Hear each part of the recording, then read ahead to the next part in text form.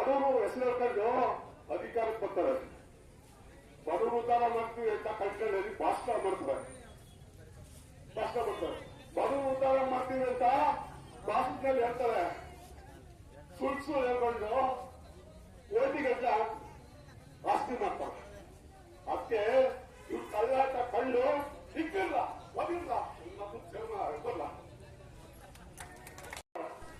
ಹುಣಸೂರು ನಗರಸಭೆಯ ಮುಂಭಾಗದಲ್ಲಿ ಹುಣಸೂರು ಪಟ್ಟಣದ ವಸತಿ ರಹಿತರ ಯೋಜನೆಯಲ್ಲಿ ಅನ್ಯಾಯವಾಗಿರುವಂತಹ ವಿಚಾರವಾಗಿ ಹೋರಾಟ ಮತ್ತು ಸತ್ಯಾಗ್ರಹವನ್ನು ಹಮ್ಮಿಕೊಂಡಿರುವುದು ಒಂದು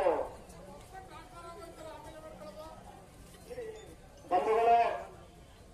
ಹುಣಸೂರು ಪಟ್ಟಣದಲ್ಲಿ ನಿರ್ಗತಿಕರು, ಬಡವರು, ಶೋಷಿತರು, ದುರ್ಬಲ ವರ್ಗದವರು ಅನೇಕ ಕುಟುಂಬಗಳು ವಾಸ ಮಾಡುತ್ತಿದ್ದು, ಅನೇಕ ಜನ ಬಾಡಿಗೆ ಮನೆಯನ್ನು, ಅನೇಕ ಜನರು ಭೋಗ್ಯದ ಮನೆಯನ್ನು, ಅನೇಕ ಜನರು ಒಂದೇ ಕುಟುಂಬದಲ್ಲಿ 16 ಮಂದಿ ಒಂದೇ ಕೊಠಡಿಯಲ್ಲಿ ಜೀವನ ನಡೆಸಿಕೊಂಡು ಹೋಗ್ತಾ ಇರುವಂತಹದ್ದು ನಮ್ಮ ಹುಣಸೂರು ಪಟ್ಟಣಕ್ಕೆ, ನಗರಸಭೆಗೆ ಅವಮಾನದ ವಿಷಯ ಅಂತ ಈ ಸಂದರ್ಭದಲ್ಲಿ ನಾನು ಹೇಳ್ತಾ ಇದ್ದೀನಿ. ಒಂದೇ ಆಗಲೇಬೇಕು ಈ ನಗರಸಭೆ ಚುನಾವಣೆ ಒಳಗೆ ಅಂತ ಹೇಳಿ ನಾವು ಹೇಳ್ತೀವಿ.